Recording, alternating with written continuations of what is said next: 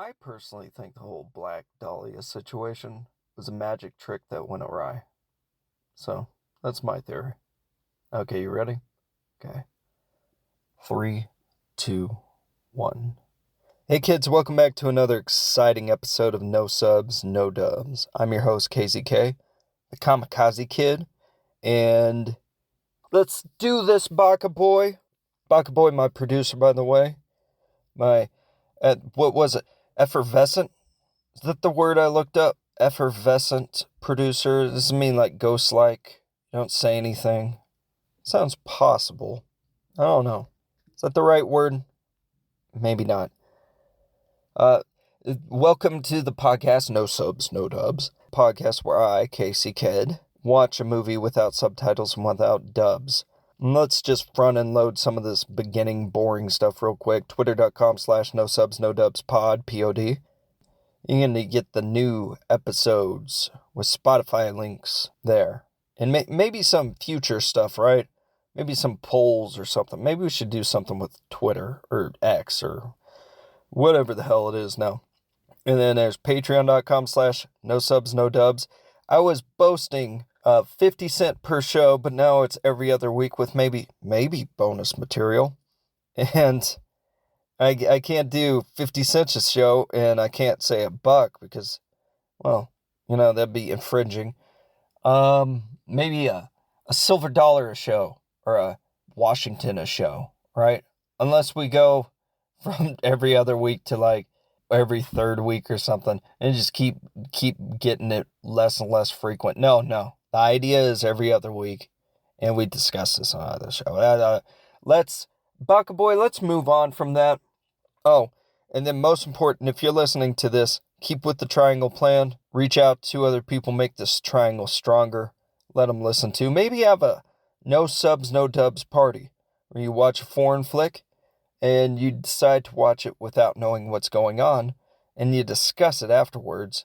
And if you're going to do that, maybe you watch Pihu or Paihu or something. That's going to be the next one that we release is Paihu. The Indian story, is it India? It's a movie in India. A story of a 2-year-old who gets trapped in their own apartment. So, that sounds like a pleasant movie, right? But if you want to be on top of it, you can watch that and then listen to the podcast and go, or you don't even have to watch it, No Subs, No Dubs. You can watch it with subs and be like, you got everything wrong. That's what you do. You listen and you go, this guy, this Casey Kidd, he just got everything wrong. But that's next week. Well, no, cut that out. That's in like 2 weeks or so. That's the next podcast. But this podcast is Under the Shadow. And boy, it was a pretty good movie. Let's get into the spoilers part of it and just start talking about it. I wrote a bunch of notes here, and all I know is that I was going over this, I was like, yeah, boy, it doesn't get really interesting until 30, almost 40 minutes in, which is going to affect the score, I might add.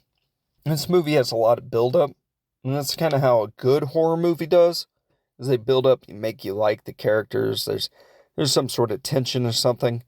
However, when you don't know what they're talking about, and you're just going off of, like, acting, the build-up, the atmosphere, and all that stuff doesn't really make a horror movie any better, right? And it does get pretty good.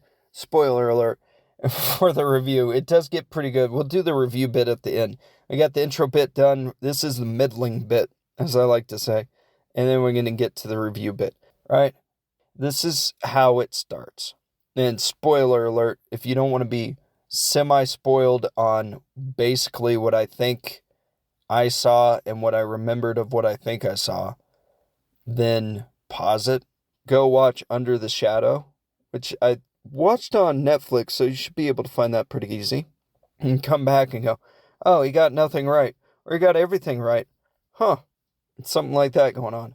But you've been warned, so here it goes. At the beginning, they got this war stuff. They got this war stuff going on with footage of war. It's the Iran-Iraq war, if you remember that one. they have footage from that war, and they got some words going on. I didn't pay attention to this, and it is in English too, so I'm like, I can't tell you what they were saying, but it's something warish. And then there's titles over the war footage and all that kind of stuff. And then we get introduced to the mother character. Now, in this situation, the mother is going to be interviewed at this hospital, academic place, something like that, like a university. And she's getting interviewed by this guy. And it's not going well for a job. And in the background, you see an explosion because they're in the middle of a war, so bombs are going off. And she's looking over, she's all nervous about it, and he's like, doesn't really care kind of situation. So he's looking at her and he's like, you just didn't get the job. And she's looking upset and she's looking at the bomb. She's like, there's bombs going off. And he's like, do I need to repeat myself? You didn't get the job. And she's like, I got it. I didn't get the job. So she goes home, she goes through a checkpoint, and she's, startled, and she's crying a bit, so she goes home, and in home, this is where you meet her daughter, you meet a neighbor lady, an older neighbor lady who kind of comes in and out of the movie a couple times. Her daughter's, I didn't want to say 8 in this, or 9 or something? Oh, little kid, right? And the point at the beginning is it's just a lot of talking, mostly, right? So when she goes home, one of the things that caught me was she goes to the library area and she's got all these books, like studying material, because I think she was a doctor or trying to be a doctor or something. And because she didn't get the job for some reason, she goes home and she's upset, so she starts throwing away all her books. But she doesn't throw away one of these books. And this book is some sort of medical book. And it's got written in the front page of it some sort of inscription that says, hey, keep trying. You're going to get a job someday with love or something, right? And that's like, nah, you're not going to. But she sees this book and she's like, I don't want to throw this one away. So instead of throwing it away, she puts it in the cabinet, unlocks the cabinet. Now, and she puts the key up high, right? And in the cabinet, she keeps the book, and she keeps going back to the cabinet later on in this movie, right? Well, this is when her husband comes home, and her husband is this guy. He's a good-looking fella, okay? He's tall, dark, and handsome, and he's got his hair all poofed, slicked back, or is it poofed back or something? He's got his hair all Elvis styled. So he's going to be the Elvis husband dude. And him and the wife end up just talking quite a bit.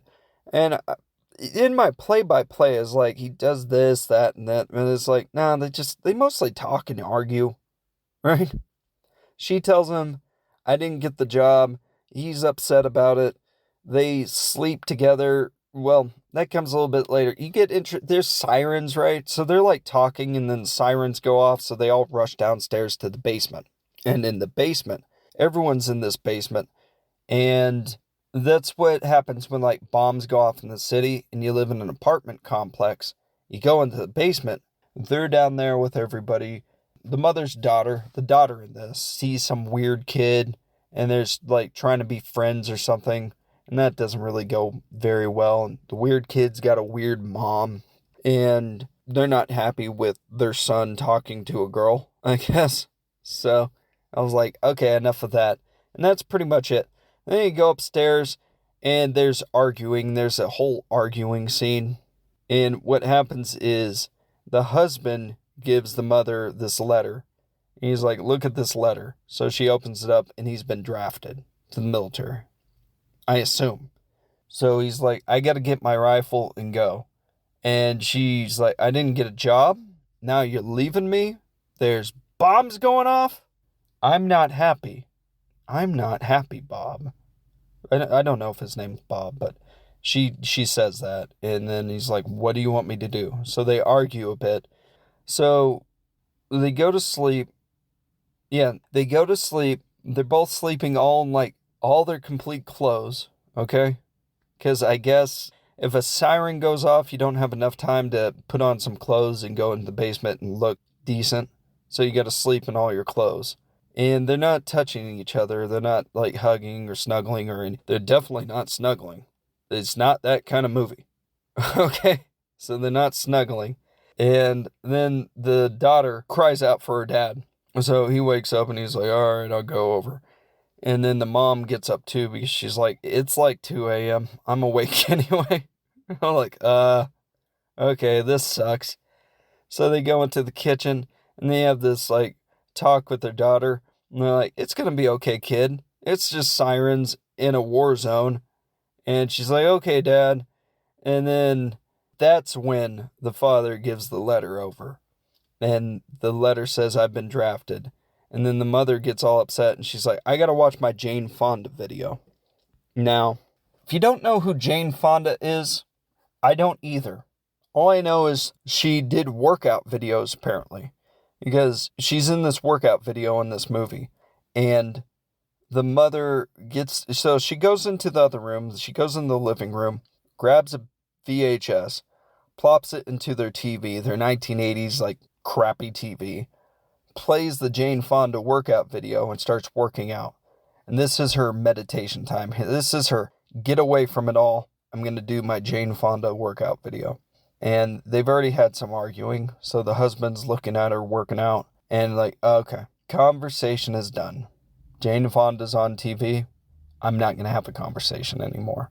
So he leaves. Then he goes to the basement for a little. Well, no, he doesn't go to the basement. He goes to the garage. So there's like 3-4 different places they go in this movie.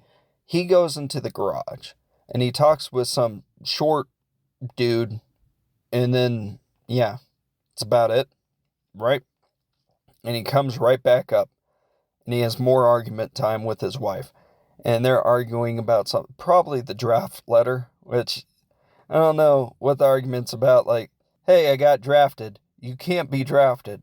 They're going to kill me. It should stop there, you would think. Or it could be run away with me, I guess is the only other option. But I don't know. They still might kill him if he doesn't, like, take up arms. So he's pretty much in between a rock and a hard place. So his wife getting upset, probably the better option than, getting a firing line situation. She's organizing glass in her cabinet at this point, like glasses, drinking glasses, and then they're arguing and she gets ruffled enough to take out all the glass. She's like, look at all this glass I have that I organized. And then I took out of the cabinet. And he's like, okay, why'd you put it on the counter? She's like, to show you how much glass I have. I'm very upset. And then there's this part where he's taping a window. Now, in a war zone, if you live in an apartment, you gotta tape your windows. And what that means is you tape an X in the windows to either tell people like, hey, there's an X here, or because when a bomb blast happens, the tape holds the window glass better or something. All I know is you gotta tape your windows. Then, like, the next scene, he pretty much, if I remember right, he leaves, okay? He's getting ready to leave. He hugs his daughter. His daughter's all crying about it. She's like, you taped the window. Don't leave. He's like, I gotta leave. And he looks at his wife. And he's like, wife, you can give me a hug too. So they all hug each other and he puts down a letter and he's like, here's the letter. And she's like, okay. And that's like the first part of it. There's a bunch of talking. There's a letter, there's tape, and there's a basement, right? All right. I think I did a pretty good job. I was barely looking at my notes. I was super bored with this first bit. And that's like, that whole thing happened. And then the mother falls asleep, right, after all of this. And you can't really, unless she's falling asleep, days don't really pass very well because it's all shot within an apartment. There's not really good time setting, like, hey, it's day, now it's night. It's more, hey, she's asleep, so it's night. But since it's all in an apartment, it's kind of like what time, what part of the day it is, And everything's got this yellowy look. Everything's very yellow with this movie. It seems kind of weird, but it's It's true. It's got a yellow filter, like that rice. What's that super yellow rice? That's what it reminded me of the whole time. And I was like, I want to eat some of that rice. I don't know. Saffron rice? Nah, is that a rice? That makes no sense. I can't imagine there's something called saffron rice. All I know is there's this, all I know is, all right, let's scoot back to what actually happens. So the mother's sleeping, the kid wakes her mother up, and she's like, I wet the bed. So there's a bed wet scene, and the mother's all like, why'd you wet the bed? And the kid's like, my dad left for war. And she goes, oh, yeah. I'm like, yeah, okay. Let's talk about it. So they talk about it. All right. Well, there's going to be more talking. And then either the next day or something else, the mom's always kind of leaving. So I don't know if she's not always leaving. She's leaving for different spots, but I don't know if the kid's still there, or the kid's gone to school or something. But the mom visits a neighbor lady. That weird boy's mom, the weird neighbor lady, is there. And they're talking a bit, and she's kind of weird about it. She's like, I don't know, maybe she's a little more religious than the mom or something like that. That's kind of the vibe I'm picking up there. But the neighbor lady just seems a little bit off. She's like, I don't want my boy being next to your girl. And it's like, well, they're kids. And she's like, you know about our society, right? And then it's like, okay.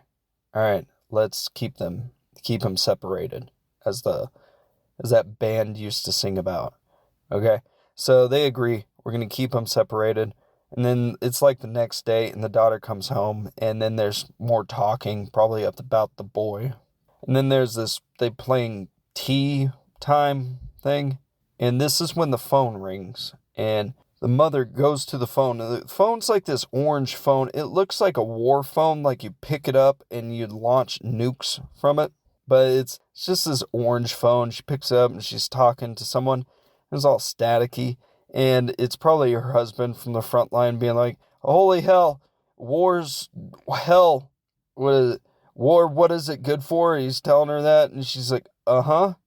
And then it kind of cuts out, and it's like, okay. And the mom starts listening to a radio at the situation. And she's listening to the radio, and the kid's bugging her. Like, hey, we were playing tea time, and she's like, I gotta hear the radio. We might be able to hear something about the front with your father. And then the mom yells at her. So she hides away. She hides under the bed. She hides under the bed as her coping mechanism for everything. The mom goes over and is like, I'm sorry for yelling at you. Come back. So the kid comes back, and the mom gives her an apple and is like, hey, here's an apple. Are we copacetic at this point? And the kid's like, I guess so. And then there's a siren situation. They go to the basement. But when they're going to the basement, this is where the switch happens. So all that stuff happens at the beginning. Then there's another siren. And you're like, okay, everyone's going to the basement. Well, the girl had a doll. She had a dolly with her this whole time that she liked.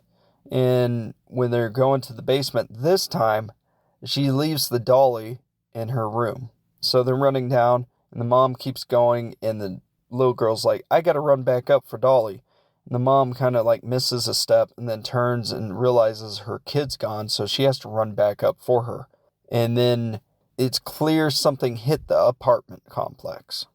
That's when everything like shook around stuff, and then in their apartment, there's a crack that ends up forming and glass that blows out and stuff. The crack forms up in the ceiling, and the mother runs and catches her daughter, and her daughter's all passed out on the floor, and she's like, oh no, this is not good. So she picks her up and takes her, and the kid's okay. The kid's fine at this point, so there's nothing to worry about there. But she doesn't have Dolly, and she's on the floor, but she's okay.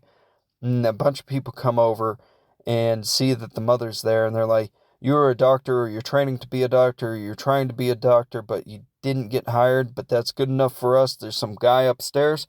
Go upstairs and help him. And she's like, I'm with my daughter. And they're like, we'll watch your daughter. And she's like, okay, I got to go upstairs. So she goes upstairs, and upstairs, that's when she sees like the missile, big freaking missile too. The missile came in. There's some guy who's just sitting in his chair, and he's all like dead. And it's not like the missile hit him, he's just there. And I assume what happened is the missile came through the roof, and the guy saw it and died immediately. He probably crapped himself and had a heart attack. So she's like, let's put him down on the ground. And then on the ground, right, she starts giving him CPR. She starts like, she breathes in his mouth a couple times, pushes on him, breathes in his mouth a couple more times, and like pushes on him a couple more times, and is like, he's dead. And I'm like, ah, okay. Well, that's not very many pushes or breaths. I don't know about you, but if I was like, had a heart attack because a missile came through and I crap myself and someone's giving me CPR, I'd hope they do it more than like one verse of that another one bites the dust and not give up, right? You got to do it like, she's supposed to be wanting to be a doctor. She was trying to get a doctor's job at this university, I think. And she doesn't know, like, you got to give more than 2 pairs of breaths. You got to give more than 4. You got to continuously beat down on that chest. You got to break some ribs. You got to keep going. Well, this guy's dead. And they're in the courtyard. And it's after everything. And, like, there's some old neighbor lady who's there who babysits from time to time, I guess her daughter. She's there and she's looking. She's like, this is messed up. We're in a war zone. And the mother's there. And she's like, yeah. And her daughter's all laying on her. And her daughter's like, I don't feel very good. And the mother's like, yeah, well, you ran back for your dolly. You're not going to feel very good. And they wheel out the dead guy. I mean, they got him all covered up and everything. But, like, I don't want to blame anybody, but you got to give it more than 30 chest compressions is all I'm saying. So he's dead. I was like, okay. And the bomb came through. And everyone's still there, I guess. So, there you go. Alright, that's the courtyard scene, basically. And then the government's removing the unexploded bomb. They got a crane. So you see the crane moving and taking it up. And then you see a situation where a little bit later there's these workers, these construction workers. They put carp would have been funnier. They put a tarp over where the hole was with the freaking missile going through. And like, that's good enough for government work. Like, they don't even fix the ceiling. They just tarp it up. And I'm like, okay, so this is how we do it. And yeah, there's a scene with the girls like, there's monsters here, and the mom's like, I don't think there's monsters. And then you find out pretty soon there's probably monsters. But there's broken glass and there's tape situation, and the mom's vacuuming up glass and she's retaping the already taped spots. So I think the tape held pretty well for certain spots. And she's taping up some like plastic too, where the windows did bust out. She does some more Jane Fonda workout time, right? Like I said, that's the place where she gets centered, okay? And then after her Jane Fonda workout time, this is where she can't sleep. She's in bed, okay? And this is where it finally gets, like, pretty good. Like, the CPR situation where she gives up real quick is funny. And it's like, okay, that's pretty good. But when it gets horrific, that's when it's like, this is going to get scary. So the camera does this weird thing where it's all on its side and she's like sleeping. And she like kind of moves a little bit and the camera moves with her. And it's rocking back and forth. And then she sits up straight and the camera like moves with her completely and it's disorienting. And the little girl's there. And she's just like staring at her mom. And it's like, oh, okay, this is creepy. And then she's like, can I come sit with you and be in your arms? And the mom's like, all right, come over here. So the girl goes into her arms and the mom rocks her and looks down in her arms and it's the fucking doll. Okay, bleep that out. I can't say fucking, right? But it is, it's the fucking doll. And you're like, holy shit. I think I went, like that. I was watching, I went, okay. That's the doll. I don't like dolls. And then the mom wakes up. She's like, this is a nightmare. I'm like, oh, thank God you woke up. And then it does the same thing. The camera's all on its side, but instead of rocking with her, it just moves a little when she sits up, all freaked out.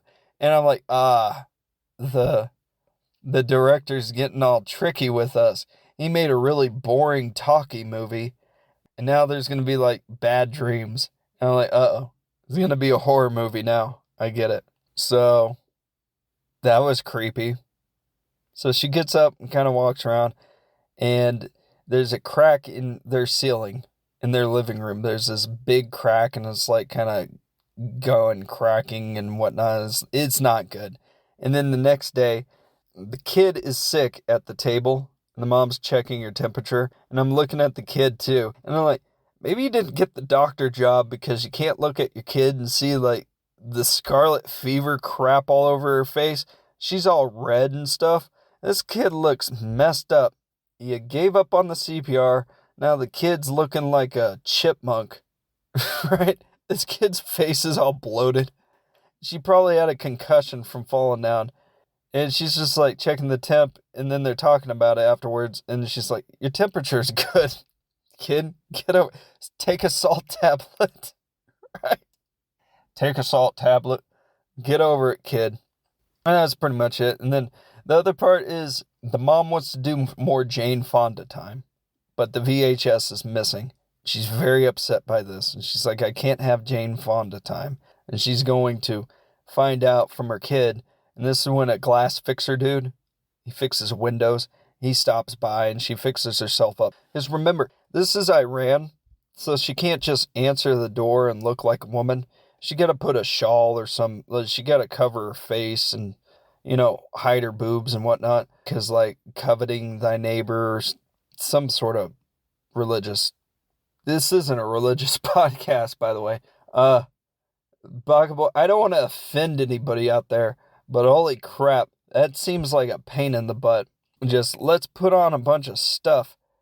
I mean, either way, if you're putting on lipstick and putting on a bunch of stuff to be like, I'm pretty to answer the door, or putting on a bunch of stuff to conceal yourself, I feel bad for just either situation.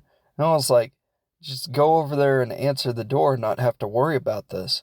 But she does. She has to put on like a mask, pretty much. And the glass guy comes in, he fixes up some glass for her, and it's like, oh, okay, thank you. And then they quickly tape it. They get an X in it. They're like, this has to have an X. That's the creed, because bombs don't go through X's, I guess. So they get an X there. And then there's more basement time.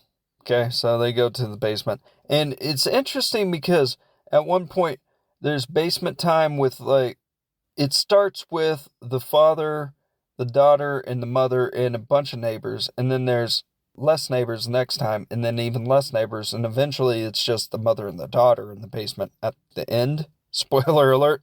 And it's like how much people are dwindling and how many people are leaving this situation. Leaving the situation where there's bombs and crap and you can't get a job because you're a woman or something. But you can't get a job. There's checkpoints. There's stuff going through people's roofs that's making old men have heart attacks and poop themselves to death. I didn't curse.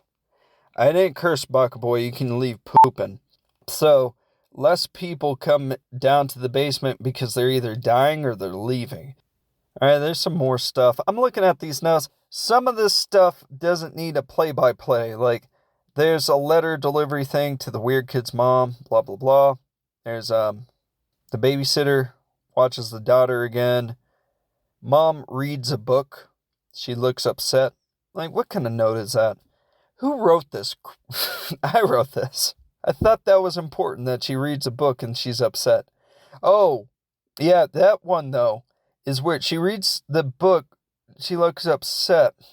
Okay, that's not important. But the next note is where it's like 3 a.m. on the clock, and she goes to the window and sees that it needs tape. The tape needs fixed, so she tapes it up. No, it's not 3. Even my notes suck. Okay, it's 3:25. 3 o'clock when she goes to sleep. In 3:25, she wakes up and sees that her window, the tape is all falling off of it on one side. And you got to go over and you got to make sure that X is nice and strong. You got to retape, you got to push that up, okay? She goes over and pushes it up, and then a hand bursts through the window. I'm like, you got me again.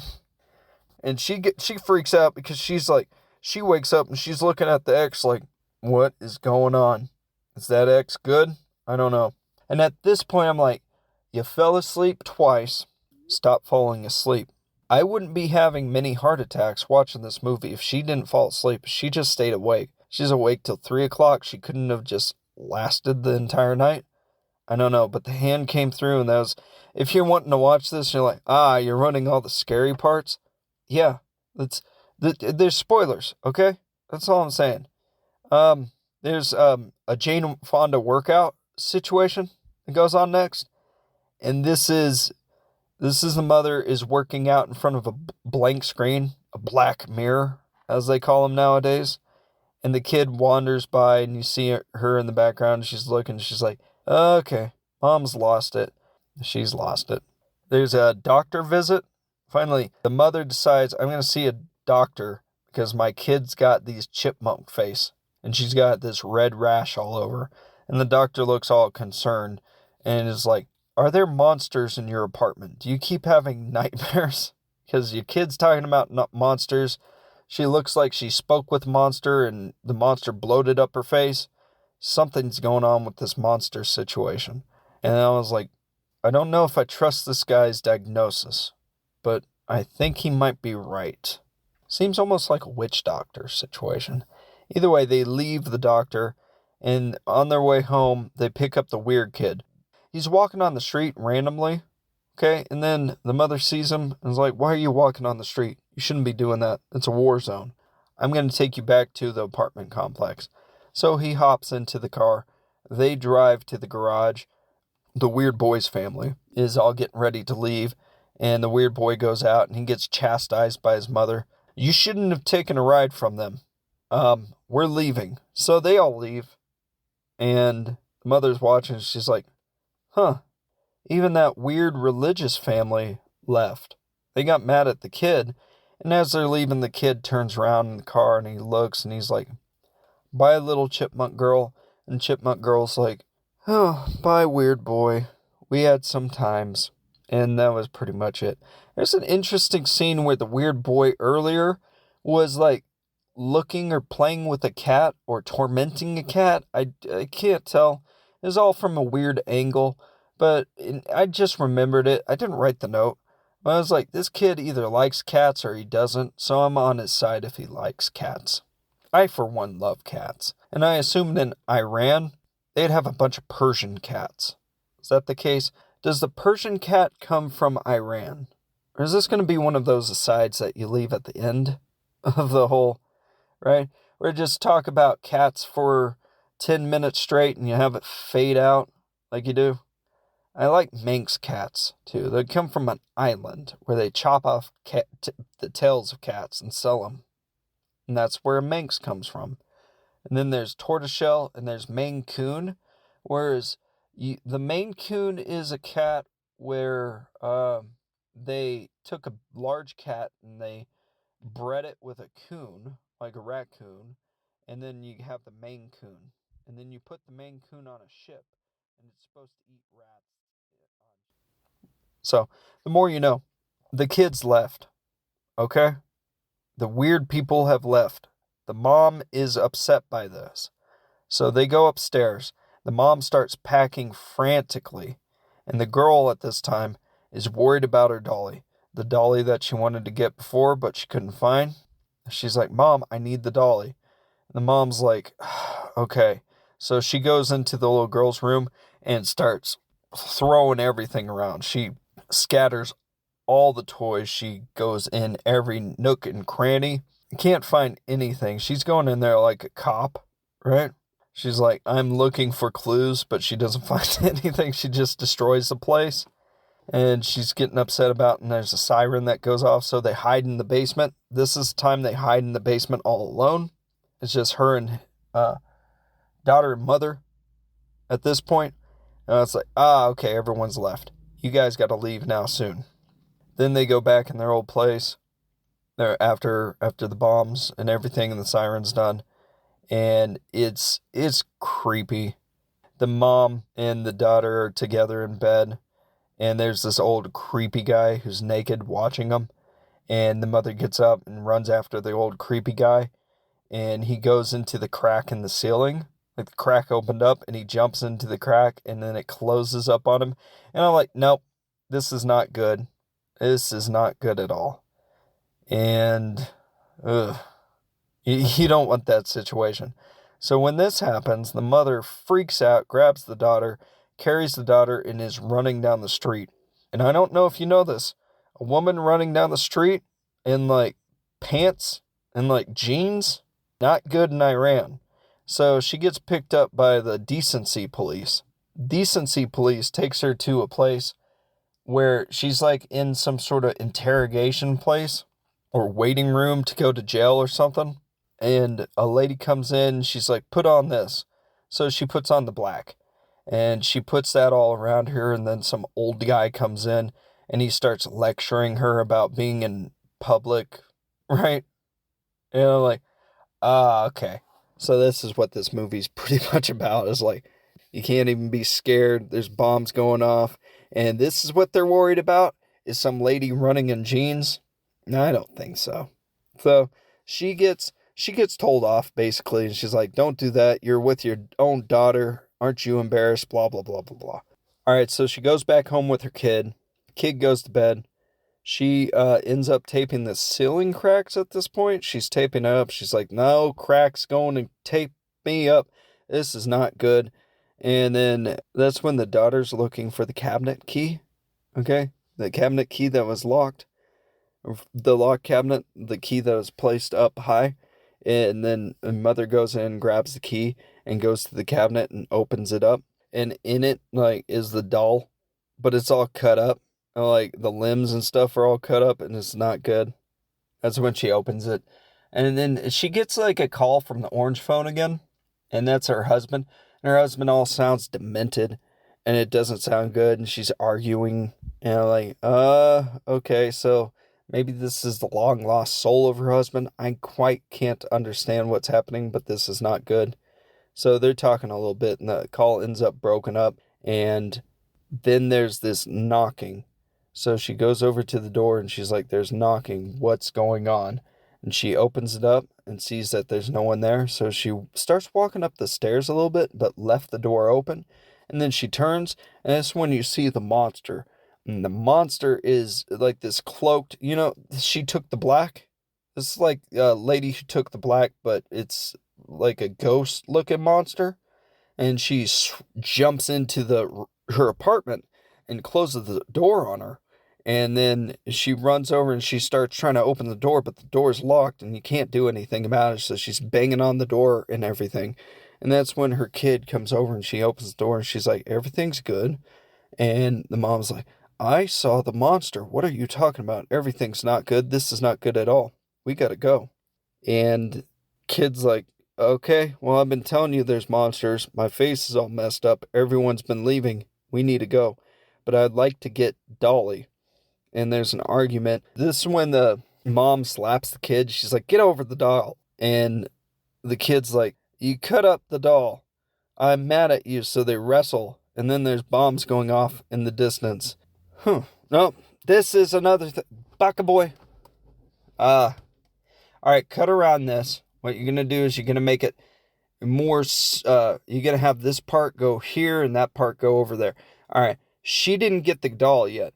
All that stuff that did happen, happened, right? But the doll was in the cabinet the whole time. They had to leave, okay? Because the monster's in the house now.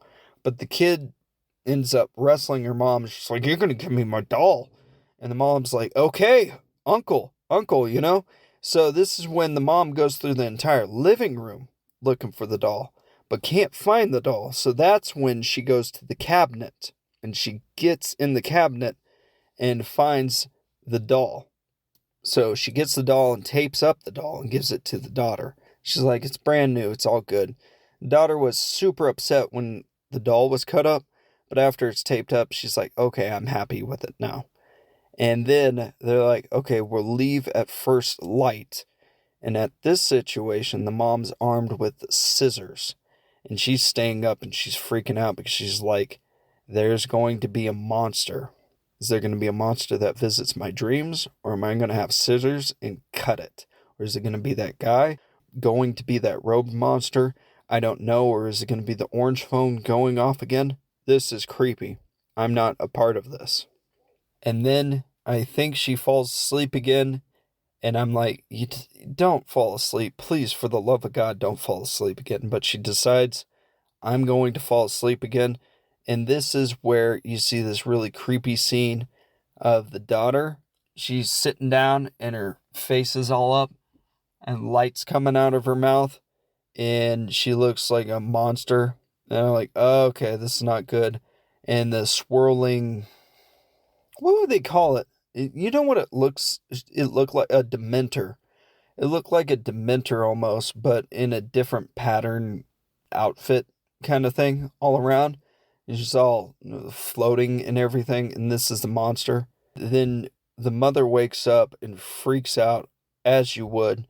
It's like, we got to go to the basement now. Let's go down to the basement. And they're going toward the basement, and the orange phone, there's this situation where the orange phone's there, but the headset is off, and the mother talks on the orange phone yet again.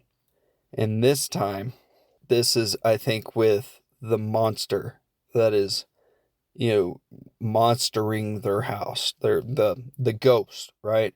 She has a conversation. She's thoroughly upset by this. And then there's sirens. So, we're near the end of this movie. The sirens go off. They go, oh crap, we're going to get bombed. We got to go downstairs. So the kid and the mom go downstairs. Okay, and they rush downstairs. The kid has the doll with her, by the way, at this point. They go downstairs and they're in the basement. And for some reason, the mother hears like yelling and crying.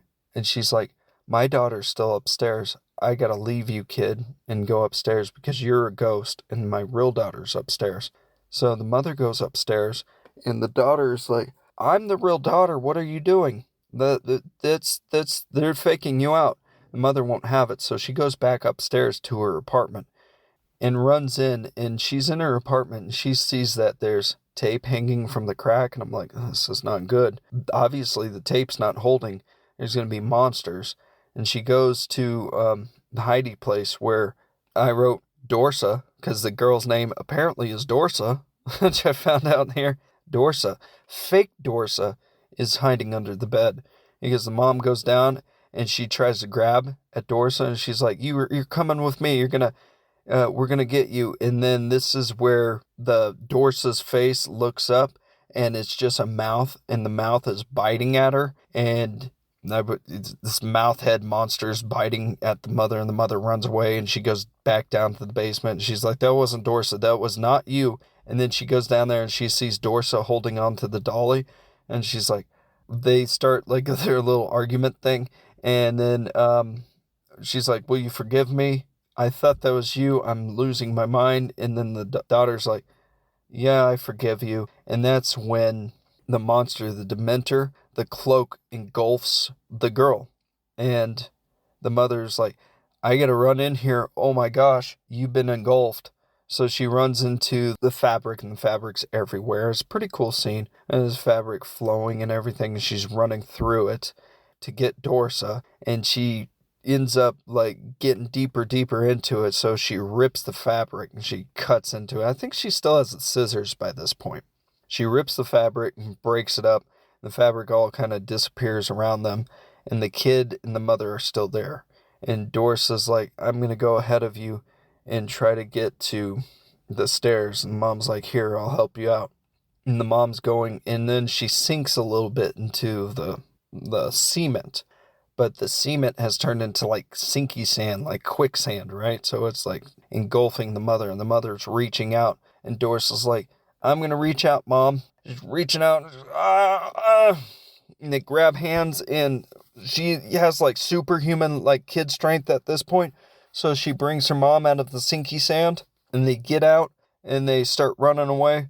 And they go to the garage, and in the garage, the doors are locked, and the storm's all going and everything, and it's like a haunted house situation. And the mom's like, we got to get out of here. We got to get out of here. So she reverses it through the garage doors because the doors won't open, and they drive away.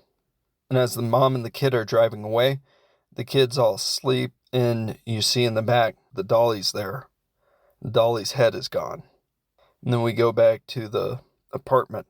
And in the basement, the dolly's head is there. Okay? So you see the head. And then you go up and you see a medical book. And the pages are going in the wind. And the tarp has disappeared. And that's basically it. That's Under the Shadow. What do I rate it? Soft 4. Maybe. Maybe a soft 4. It gave some frights. I guess. It was a pretty good movie every once in a while. It wasn't too bad. I think I'd give it a soft 4, though. The thing is, it was sometimes super boring. It's a very long, talky movie. And very long, talky movies are kind of boring, even if it was well made. The well-made parts were well made. It was interesting. No, it was a good movie for parts of it. There was some real, jumpy, scary parts. And I'm sure they built up the atmosphere quite a bit. The acting wasn't too bad. But nothing really jumped out. And there was a certain scene where the camera played with it. And it seemed like after that, oh, this is going to be a scary movie. Oh, this is going to be a good movie. And when that happened, it was really scary. It was really good. But I think what happened before that was, it was kind of a little too plain. It was kind of a little boring. And I understand that they're building up something. They're building into something. And they're making an atmosphere. And they're making characters. And they're making problems. But there wasn't enough weirdness beforehand. It didn't quite get into it fast enough for me. When it did get into it pretty well. And the sinky sand, the quicksand part, where she starts sinking into it, it just looked god-awful. That didn't look very good. That really took me out of it. Up until that point, I was like, oh, this is really scary. This is really good. I wonder how they're going to do it, what the final showdown's going to be. And then that kind of took everything out, and I'm like, oh, this is not that great. That was just a shame. And it really was. But everything else was really pretty good, and it was an enjoyable movie. It's just, I don't know. I give it like a soft 4. Maybe hard 3, soft 4. Something like that. It was enjoyable. I wouldn't mind watching it again. So, was the kind of a little bit weak ending part.